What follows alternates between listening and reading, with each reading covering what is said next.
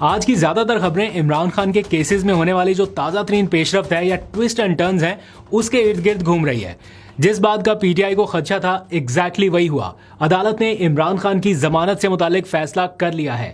تقریباً 1 سال اور 4 مہینے تک پینڈنگ رہنے والے کیس میں آج کیا فیصلہ کیا گیا ہے اس کی تفصیلات آپ کے سامنے رکھتے ہیں. اور ویسے بھی کل عمران خان سے ملاقاتوں کا دن ہے تو پی ٹی آئی نے اڈیالہ جیل پہنچنے کی کال دے دی ہے اپنے تمام عہدیداران کو.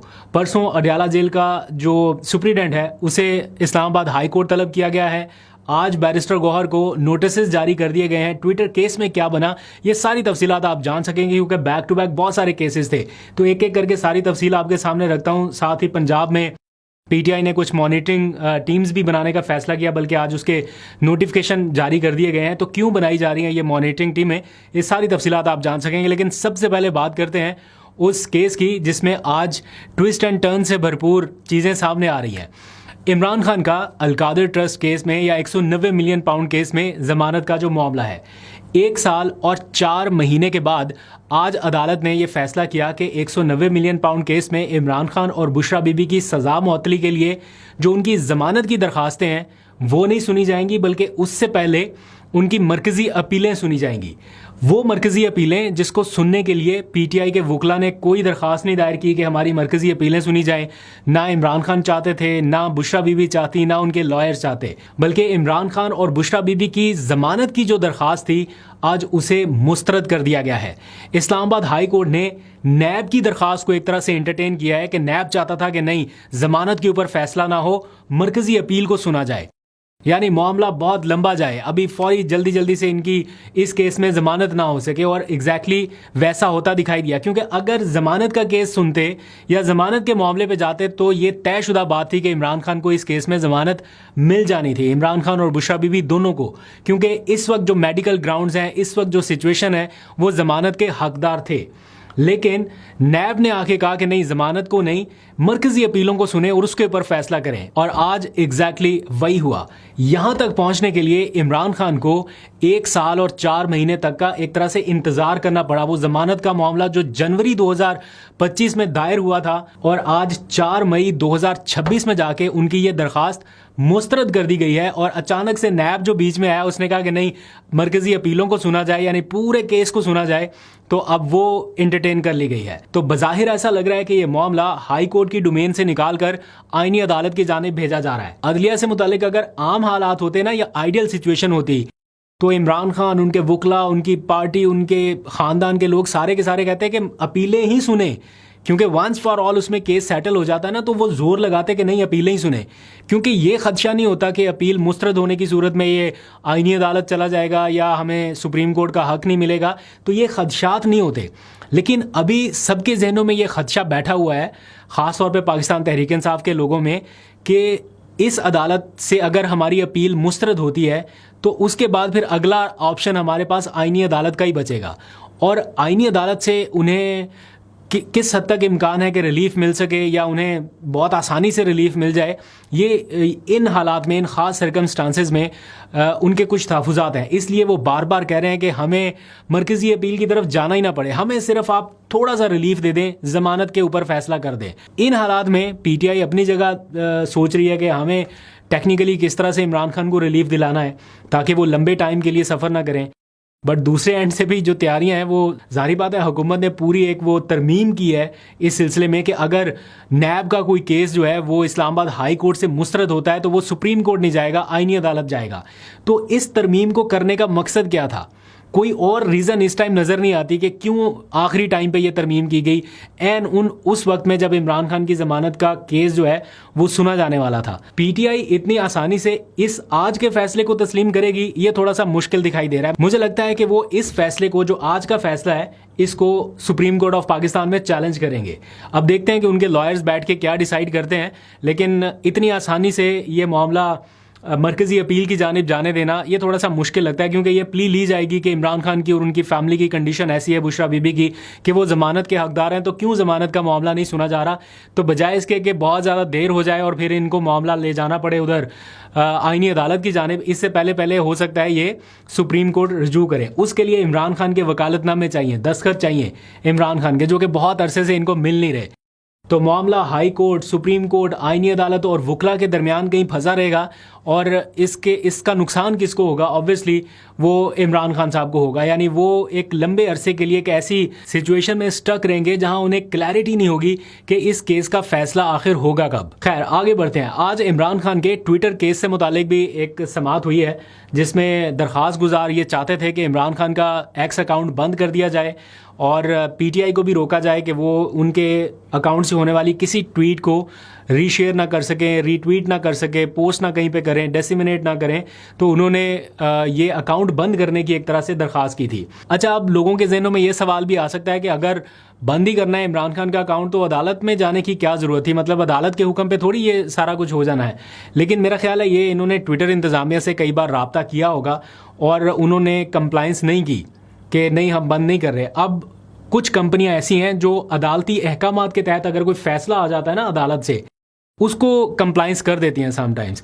تو اس لیے میرا خیال ہے یہ سوچا گیا ہوگا کہ بجائے اس کے کہ بار بار ڈائریکٹ ٹویٹر کو لکھنا کہ اکاؤنٹ بند کر دیا جائے، یہ لکھا ہوگا، ظاہری بات ہے لکھا بھی گیا ہے، بلکہ کئی بار یہ چیز سامنے آ چکی ہے کہ کئی بار ٹویٹر انتظامیہ کو یا ایکس انتظامیہ کو اپروچ کیا گیا لیکن انہوں نے منع کر دیا.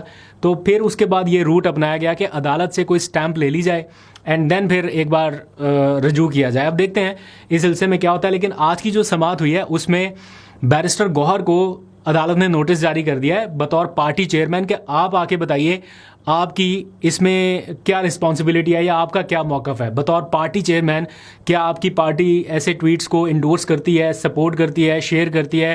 یہ سارا کچھ کیسے ہوتا ہے؟ تو ان کو بھی ایک نوٹس آج جاری کر دیا گیا ہے. ساتھ ہی گزشتہ جب سماعت ہوئی تھی تو سلمان اکرم راجہ نے کہا تھا کہ مجھے عمران خان سے ملاقات کرنے دی جائے، میں ان کا موقف جان سکوں بطور وکیل، کیونکہ وہ اس کیس میں عمران خان کے وکیل ہیں. تو عدالت نے کہا تھا ٹھیک ہے آپ ملاقات کر لیں، لیکن عدالتی احکامات کے باوجود ملاقات نہیں ہو سکی تھی. تو آج اس معاملے پر جو جیل حکام ہیں ان سے بھی جواب طلب کر لیا گیا ہے. اگلی سماعت پر وہ اس جواب کے ساتھ آئیں کہ کیوں وکلا کو ایکسیس نہیں دی گئی عمران خان تک. اب دیکھتے ہیں جب نیکسٹ کبھی سماعت ہوگی تو اس میں کیا آتا ہے. آج عمران خان کی اہلیہ بشرا بی بی کے حوالے سے بھی ایک کیس کی سماعت تھی کہ ان کو ذاتی معالج تک رسائی نہیں دی جا رہی یا فیملی سے ان کی ملاقاتیں نہیں ہو رہی. ان کی بھی آنکھ کا علاج ہوا تو اس ساری صورتحال میں تو ذاتی معالج اور فیملی تک ایکسیس ہونی چاہیے. تو اس سلسلے میں عدالت سے رجوع کیا گیا تھا. آج اس پر جب سماعت ہوئی تو جیل کے جو سپریڈنٹ ہیں اڈیالہ جیل کے، ان کو 2 روز کے اندر فیصلہ کرنے کا حکم دیا گیا ہے کہ جو بھی آپ فیصلہ کریں اس کی وجوہات بھی لکھیں. اگر آپ اجازت دیتے ہیں تب بھی وجوہات لکھیں، نہیں دے رہے تب بھی اس کی ریزنز لکھ کے آپ فیصلہ کریں 2 دن کے اندر کہ ان کی فیملی سے ایکسیس دے رہے ہیں آپ یا نہیں دے رہے، ان کو ذاتی معالج تک ایکسیس ملنی چاہیے نہیں ملنی چاہیے، فیصلہ کر دیں 2 دن کے اندر. اور ساتھ ہی 6 مئی کو جیل سپریڈنٹ کو ذاتی حیثیت میں اسلام آباد ہائی کورٹ طلب کیا گیا ہے. اب دیکھتے ہیں پرسوں اس بارے میں کیا ہوتا ہے. کل اڈیالہ جیل میں ملاقاتوں کا دن ہے، لیکن اس سے چند گھنٹے پہلے جو آج ڈیولپمنٹس ہوئی ہیں اس نے ماحول کو تھوڑا تلخ کر دیا ہے. اب کل کے لیے پی ٹی آئی نے کال دے دیا اپنے تمام عہدیداران کو کہ جو جہاں پر ہے وہ اڈیالہ جیل پہنچے، بڑی تعداد میں پہنچے. بلکہ آج عمران خان کی بہنوں نے بھی اس حوالے سے ایک بیان جاری کیا. انہوں نے کہا کہ ہمیں خبر مل رہی ہے کہ خیبر پختونخوا میں کوئی لانگ مارچ کی تیاری ہو رہی ہے. کچھ لوگ مل کے یہ اعلان کر رہے ہیں نا، احمد خان نیازی اور ان کے کچھ ساتھی، کہ ہم پشاور میں یا خیبر پختونخوا میں کوئی لانگ مارچ کریں گے. تو وہ کہہ رہے ہیں کہ کے پی کے میں لانگ مارچ کرنے سے عمران خان کو کوئی فائدہ نہیں ملنا. اپنی ہی حکومت کے خلاف لانگ مارچ سے کسی کو کیا فرق پڑے گا؟ فرق تب پڑے گا اگر آپ بڑی تعداد میں اڈیالہ جیل آتے ہیں. تو انہوں نے تمام جو عہدیداران ہیں، ورکرز کے لیے کال نہیں ہے، عہدیداران سے یہ کہا ہے کہ آپ بڑی تعداد میں کل اڈیالہ جیل کے سامنے پہنچے اور احتجاج کریں. دیکھتے ہیں کہ کل کیا سچویشن رہے گی، آپ کو وہاں سے بھی اپڈیٹ کریں گے.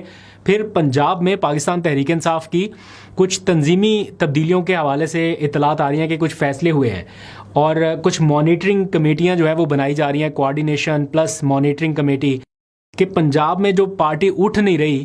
ایک تو ریزن یہ ہے نا کہ ٹھیک ہے ٹاپ ٹیئر کی لیڈرشپ نہیں ہے، فرسٹ ٹیئر کی نہیں ہے، سیکنڈ ٹیئر کی نہیں ہے. لیکن اگر لیڈرشپ نہیں ہے تو اس کا مطلب یہ ہے کہ کیا جب تک لیڈرشپ جیلوں میں رہے یا انڈر گراؤنڈ رہے تو کوئی اور آلٹرنیٹ نہ آ سکے یا کوئی پارٹی کے حوالے سے کوئی ایکٹیویٹیز نہ ہو سکیں. تو کچھ انتظامی سطح پر تبدیلیوں کا فیصلہ ہوا. میں نے آپ کو 2-3 دن پہلے کے ولاگ میں بھی بتایا تھا کہ محمود اچکزئی جا رہے ہیں، سہیل آفریدی نے جانا تھا، وہ کچھ ریزنز کی وجہ سے ملتوی ہوا. سلمان اکرم راجہ وہاں پر ہیں اور بھی کچھ لوگ وہاں پر پہنچ رہے ہیں. تو آج جو ایک ڈیولپمنٹ ہوئی ہے وہ یہ کہ پنجاب میں کوآرڈینیشن اینڈ مانیٹرنگ کمیٹی قائم کی گئی ہے، جس میں امجد خان نیازی کو اس کا سربراہ یا کنوینئر مقرر کیا گیا ہے. پھر نعیم حیدر پنجوتا، شوکت محمود بسرا، میرا خیال ہے علی اعجاز بھٹر بھی اس میں شامل ہے، اور مہر عبدالستار. یہ کافی اگریسو پالیسی کے حامل مہر عبدالستار کے حوالے سے بات کر رہا ہوں کہ یہ پی ٹی آئی کا ایک بڑا ڈائی ہارڈ ورکر ہے اور کئی مرتبہ گرفتار ہوئے. اور کئی مرتبہ اگر میں کوئی پنجاب کی سطح پر سب سے زیادہ گرفتار ہونے والے ناموں کی دیکھوں نا ناموں کی طرف، تو میرا خیال ہے ایک مہر عبدالستار ہیں اور دوسرے انجینئر یاسر گیلانی ہے. یہ بہت دفعہ گرفتار ہوئے ہیں. انجینئر یاسر گیلانی کی تو آج بھی ضمانت نہیں ہو سکی، ان کے ساتھ جو 2-3 اور لوگ تھے ان کی ہو گئی، یاسر گیلانی کی ضمانت نہیں ہو سکی.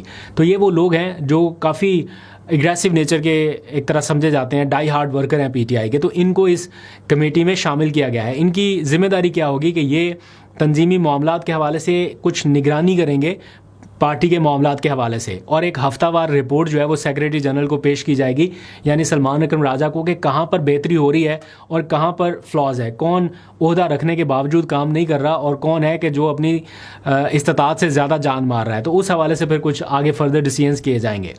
خیر، یہ تو ہوگی ساری سیاسی صورتحال. اپنی رائے کا آپ اظہار ضرور کیجیے گا. ابھی آ جاتے ہیں ذرا پاکستان، ایران اور امریکہ کی جو سچویشن اس ٹائم، اس کے حوالے سے کچھ لیٹسٹ ڈیولپمنٹ ہے وہ آپ کو بتا دیتا ہوں. ایک بڑی پیش رفت گزشتہ چند گھنٹوں میں اس وقت ہوئی جب امریکی سینٹ کام، ان کے ترجمان کی جانب سے یہ بتایا گیا، یا امریکن حکام کی جانب سے یہ بتایا گیا، کہ کچھ دنوں پہلے ایرانی جہاز توسکا، جسے امریکہ نے اپنی تحویل میں لے لیا تھا، قبضے میں لے لیا تھا، اسے اس کے 22 رکنی عملے سمیت پاکستانی حکام کو منتقل کر دیا گیا ہے. امریکہ نے اپنے پاس نہیں رکھا، پاکستان کو منتقل کر دیا کہ انہیں بحفاظت ایران واپس بھیجا جا سکے. یہ ایک بڑی مثبت پیش رفت رہی ہے، اور یقینی طور پہ یہ جو بیک ڈور ڈپلومیسی چل رہی ہے اس ٹائم، لگ رہا ہے نا کہ خاموش ہے منظرنامہ، لیکن رابطے تو بہرحال جاری ہیں.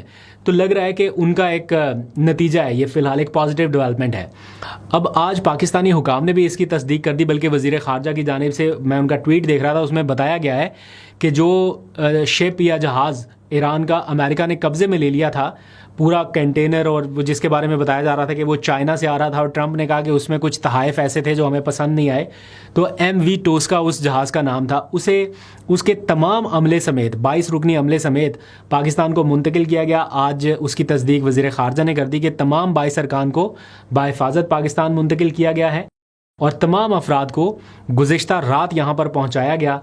اور جو جہاز ہے وہ بھی پاکستان کی تحویل میں دیا جا رہا ہے، اور اس کو ضروری مرمت کے بعد ان کے اصل مالکان یعنی ایران کے حوالے کر دیا جائے گا. جو 22 رکنی سٹاف ہے اس کو بھی ان کی یہاں پہ خاطر مدارت کے بعد انہیں بھی ایرانی حکام کے حوالے کر دیا جائے گا، یا واپس اپنے ملک پہنچا دیا جائے گا. تو یہ ایک پازیٹیو ڈیولپمنٹ ہے. پاکستان اپنی سمندری حدود میں کچھ معاونت ایک طرح سے وہ کر رہا ہے. تو آگے جو اسٹریٹ آف ہرمز کے حوالے سے ہے، ٹرمپ کچھ پازیٹیو سگنلز دے رہے ہیں کہ وہ اس کا بلاکیڈ ختم کرنے کی طرف سوچ رہے ہیں یا جا رہے ہیں. ہو سکتا ہے بلاکیڈ ختم کر دیا جائے، لیکن ایران کی جانب سے جو آج مزاحمت ہوئی ہے، اور بتایا جا رہا ہے کہ کچھ شپس کو نقصان پہنچانے کی کوشش ہوئی ہے، جو امریکن شپس تھی جنہوں نے اسٹریٹ آف ہرمز میں انٹر ہونے کی کوشش کی، اس کے حوالے سے تو یہ کچھ تشویشناک خبریں ہیں. بہرحال صورتحال تھوڑی دیر میں کلیئر ہو جائے گی، تو ہم نیکسٹ ولاگ میں اس کی تفصیل شامل کر لیں گے. ابھی تک کی آج کی پولیٹیکل ڈیولپمنٹس یا امریکہ ایران صورتحال کے حوالے سے یہ اپڈیٹس تھیں. اپنا بہت سا خیال رکھیے. ابھی تک کے لیے اتنا ہی. اللہ حافظ.